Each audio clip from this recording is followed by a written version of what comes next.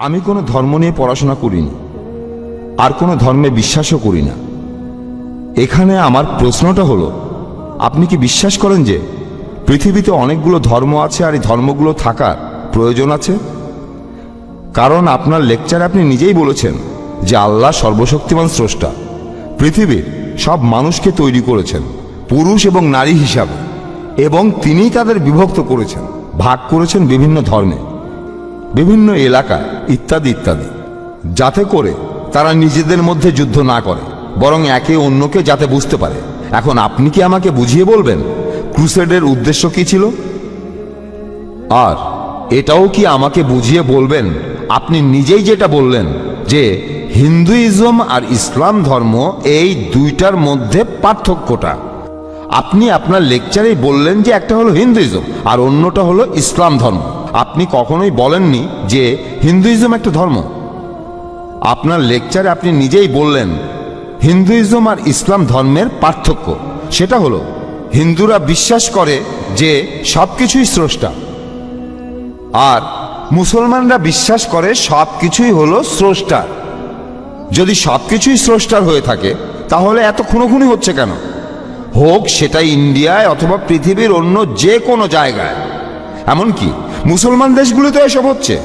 অনেক ধন্যবাদ ভাই, খুব সুন্দর প্রশ্ন করেছেন। আর আপনি বললেন যে আমি আমার লেকচারে বলেছি যে সর্বশক্তিমান ঈশ্বর সব মানুষকে বানিয়েছেন মাত্র একটি যুগল থেকে, পুরুষ এবং নারী, তারপর তিনি তাদেরকে বিভক্ত করেছেন বিভিন্ন ধর্মে। ভাই, আমি এই কথাটা কখনোই বলিনি যে সর্বশক্তিমান ঈশ্বর মানুষকে বিভক্ত করেছেন বিভিন্ন ধর্মে। রেকর্ড করে রাখতে পারেন, আমি কখনোই বলিনি যে বিভিন্ন ধর্মে। আমি বলেছি বিভিন্ন জাতি আর উপজাতিতে। অনেক জাতি, অনেক রং, বিভিন্ন ধর্মে না। আল্লাহ বলেছেন ধর্ম একটাই। সর্বশক্তিমান ঈশ্বর মানুষকে কখনোই বিভিন্ন ধর্মে ভাগ করেননি। ধর্ম কেবলমাত্র একটাই। তিনি ভাগ করেছেন বিভিন্ন জাতি, রং আর বিভিন্ন ভাষায়, যাতে আপনারা একে অন্যের সাথে পরিচিত হতে পারেন। আর আপনারাও বুঝতে পারলেন যে অমুক লোকটা এসেছে অমুক জাতি থেকে, মানে অমুক অঞ্চল থেকে। ধর্ম না, অঞ্চল, এটা ধর্ম না। তাই আপনি যে ধর্মের কথা বলছেন সেটা ঠিক না, বাকি সব ঠিক আছে। বিভিন্ন ভাষা, বিভিন্ন রং, বিভিন্ন জাতি, আমি একমত, যাতে তারা অন্যের সাথে পরিচিত হতে পারে, একে অন্যের সাথে যুদ্ধ করার জন্য নয়। আপনি বললেন যে আমি নাকি কখনো হিন্দুইজমকে ধর্ম বলিনি।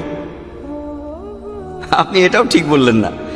আমি বলেছি ধর্ম হলো সর্বশক্তিমান ঈশ্বরে বিশ্বাস করা। অক্সফোর্ড ডিকশনারি বলছে এই হিন্দুইজমকে বুঝতে হলে, হিন্দু ধর্মটাকে বুঝতে হলে আপনাকে এই ধর্মের ঈশ্বরের ধারণাকে বুঝতে হবে।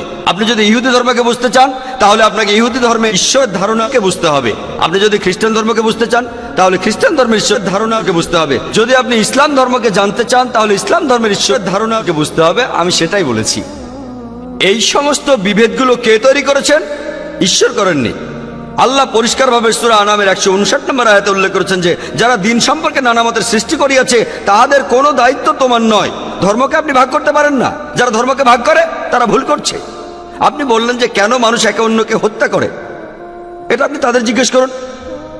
যেমন ধরুন, একজন শিক্ষক ছাত্রদের বলল নকল করো না, ছাত্ররা নকল করে। এখানে কে দোষী, শিক্ষক না ছাত্র? ছাত্র দোষী। এখানে আল্লাহ মানুষ জাতির প্রত্যেককে একটা স্বাধীন ইচ্ছা শক্তি দিয়েছেন যে তোমরা যা খুশি করতে পারো, আমি শুধু গাইডেন্সটা দেব। সর্বশেষ আর চূড়ান্ত গাইডেন্স, সর্বশেষ আর চূড়ান্ত আসমানি কিতাব হলো পবিত্র কোরআন। এখানে সব নির্দেশগুলো দেওয়া আছে।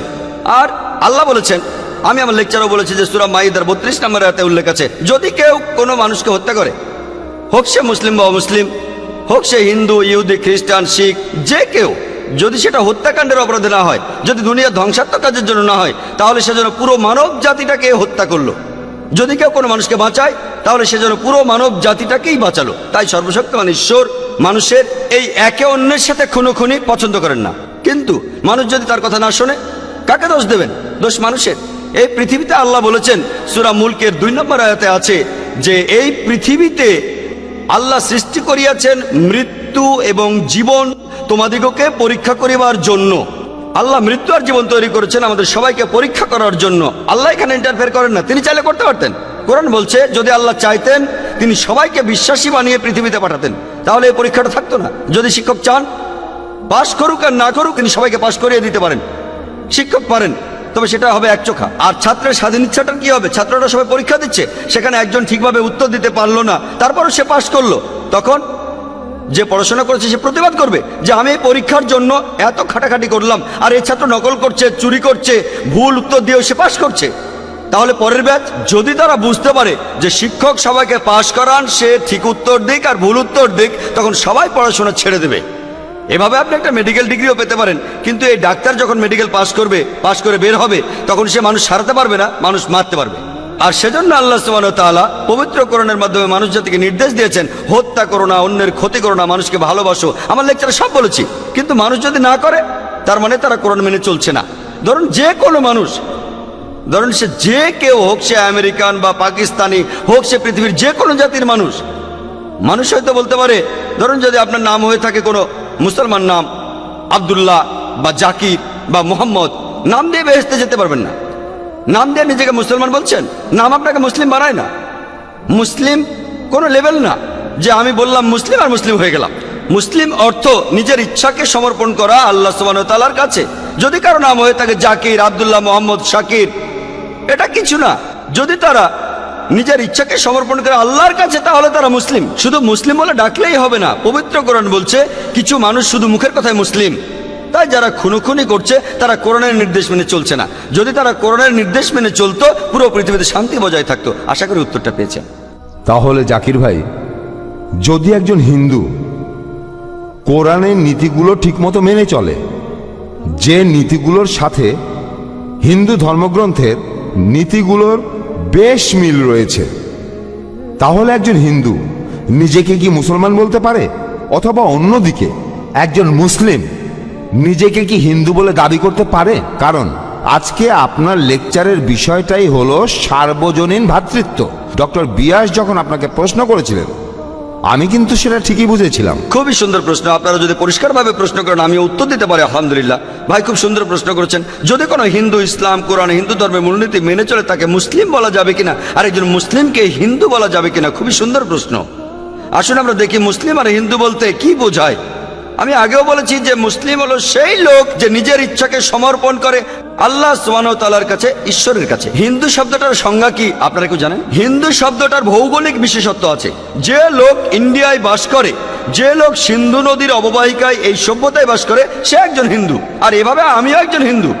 আপনারা কি জানেন? হিন্দু শব্দটার একটা ভৌগোলিক বিশেষত্ব আছে।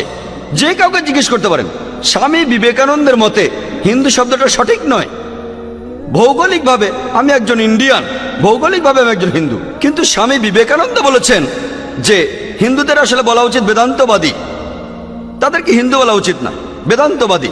তাই যদি জিজ্ঞেস করেন ভৌগোলিকভাবে আমি হিন্দু কিনা, হ্যাঁ ভৌগোলিকভাবে আমি হিন্দু, আমি একজন হিন্দু। তবে যদি জিজ্ঞেস করেন আমি বেদান্তবাদী কিনা, বেদ মানি কিনা, আমি বলবো বেদের যে কথাগুলো পবিত্র কোরআনের কথার সাথে মিলে যায়, সেগুলো কথা মেনে চলার প্রতি আমার কোনো আপত্তি নেই।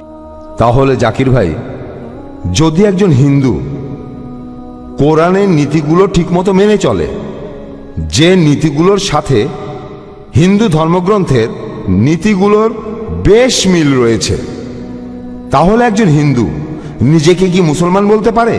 অথবা অন্যদিকে একজন মুসলিম নিজেকে কি হিন্দু বলে দাবি করতে পারে? কারণ আজকে আপনার লেকচারের বিষয়টাই হলো সার্বজনীন ভ্রাতৃত্ব। ডক্টর বিয়াস যখন আপনাকে প্রশ্ন করেছিলেন, আমি কিন্তু সেটা ঠিকই বুঝেছিলাম। খুবই সুন্দর প্রশ্ন। আপনারা যদি পরিষ্কারভাবে প্রশ্ন করেন, আমি উত্তর দিতে পারি আলহামদুলিল্লাহ। ভাই খুব সুন্দর প্রশ্ন করেছেন। যদি কোনো হিন্দু ইসলাম, কোরআন, হিন্দু ধর্মের মূলনীতি মেনে চলে, তাকে মুসলিম বলা যাবে কিনা, আর একজন মুসলিমকে হিন্দু বলা যাবে কিনা, খুবই সুন্দর প্রশ্ন। আসুন আমরা দেখি মুসলিম আর হিন্দু বলতে কি বোঝায়। আমি আগেও বলেছি যে মুসলিম হলো সেই লোক যে নিজের ইচ্ছাকে সমর্পণ করে আল্লাহ সুবহানাহু ওয়া তাআলার কাছে, ঈশ্বরের কাছে। হিন্দু শব্দটার সংজ্ঞা কি আপনারা কেউ জানেন? হিন্দু শব্দটার ভৌগোলিক বিশেষত্ব আছে।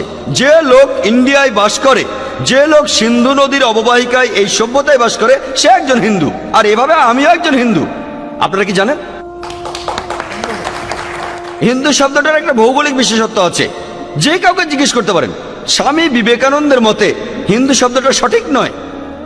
ভৌগোলিকভাবে আমি একজন ইন্ডিয়ান, ভৌগোলিকভাবে আমি একজন হিন্দু। কিন্তু স্বামী বিবেকানন্দ বলেছেন যে হিন্দুদের আসলে বলা উচিত বেদান্তবাদী, তাদেরকে হিন্দু বলা উচিত না, বেদান্তবাদী। তাই যদি জিজ্ঞেস করেন ভৌগোলিকভাবে আমি হিন্দু কিনা, হ্যাঁ ভৌগোলিকভাবে আমি হিন্দু, আমি একজন হিন্দু।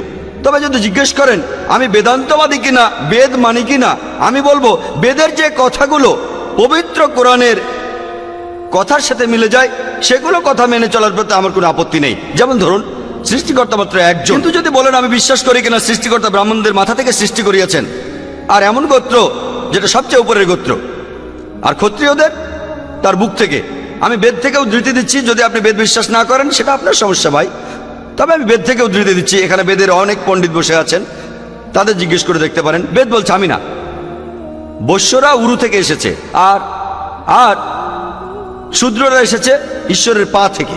তো এই ধারণার সাথে আমি একেবারে একমত না। ঠিক তাই, তবে যদি জিজ্ঞেস করেন আমি বেদের দর্শনে বিশ্বাস করি কিনা, আমি বলবো না। হিন্দু ধর্মের এই দর্শনে আমি বিশ্বাস করি না। তাহলে আপনার কথায় যে ইন্ডিয়ায় থাকে সেই হিন্দু, হ্যাঁ, আপনি তাই বললেন? আমরা ভৌগোলিকভাবে হিন্দু।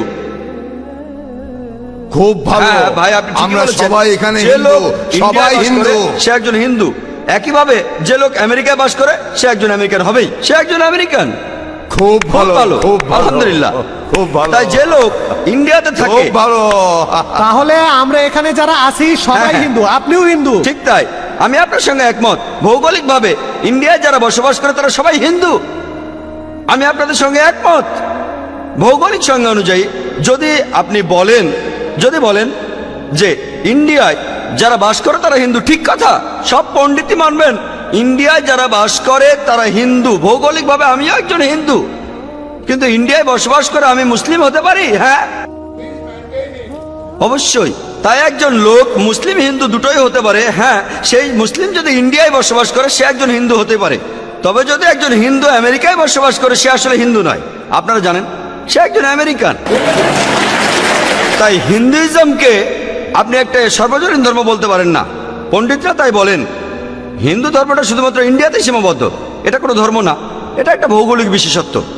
স্বামী বিবেকানন্দের মতে, তিনি একজন বিখ্যাত পণ্ডিত, হিন্দুইজম শব্দটা হলো একটা মিসনোমার। মিসনোমার মানে জানেন? মিসনোমার মানে ভুল অর্থে শব্দ প্রয়োগ করা। এই শব্দটা আসলে হওয়া উচিত বেদান্তবাদী। তাই যদি আমাকে বলেন আমি একজন হিন্দু কিনা, আমি বলবো যদি হিন্দু বলতে ইন্ডিয়ায় বসবাসকারীকে বোঝান তাহলে অবশ্যই আমি একজন হিন্দু। কিন্তু যদি বলেন হিন্দু হলো সেই লোক যে পুজো করে, একটু আগে ভাই আপনি যেটা বললেন যে সে বিশ্বাস করে অনেক অনেক দেবতা যাদের আকার আছে আর দেবতার হাত আছে, মাথা আছে, সেক্ষেত্রে আমি হিন্দু না। কিন্তু যদি ভৌগোলিক বিশেষত্বের কথা বলেন, হ্যাঁ আমি একজন হিন্দু। একইভাবে একজন হিন্দু মুসলিম হতে পারে, হ্যাঁ একজন ইন্ডিয়ান মুসলিম হতে পারে, একজন হিন্দু মুসলিম হতে পারে। কিন্তু যদি সেই ইন্ডিয়ান মূর্তি পূজা করে সে মুসলিম হতে পারবে না। কারণ পবিত্র কোরআনে সূরা নিসার 48 নম্বর আয়াতে উল্লেখ আছে, এছাড়া সূরা নিসার 116 নম্বর আয়াতে উল্লেখ আছে যে আল্লাহ সুবহানাহু ওয়া তাআলা তার সহিত শরীক করাকে ক্ষমা করেন না। কাউকে শরীক করা হলে, এছাড়া অন্য সব ইচ্ছা করলে ক্ষমা করতে পারেন, তবে শিরকে তিনি ক্ষমা করেন না। তাই একজন ইন্ডিয়ান যে ইন্ডিয়ায় বাস করে ভৌগোলিকভাবে হিন্দু মুসলিম হতে পারে, কিন্তু যদি সেই ভৌগোলিক হিন্দু ইন্ডিয়ান আল্লাহর আদেশ না মানেন, অর্থাৎ এক ঈশ্বরে বিশ্বাস না করা, নবী সাল্লাল্লাহু আলাইহি সাল্লামকে বিশ্বাস না করা, তাহলে সে মুসলিম হতে পারবে না। যে মুসলমান কোরআনের নির্দেশ মেনে চলে আর ইন্ডিয়ায় বাস করে সে একজন ইন্ডিয়ান মুসলিম। আশা করি পরিষ্কার হয়েছে।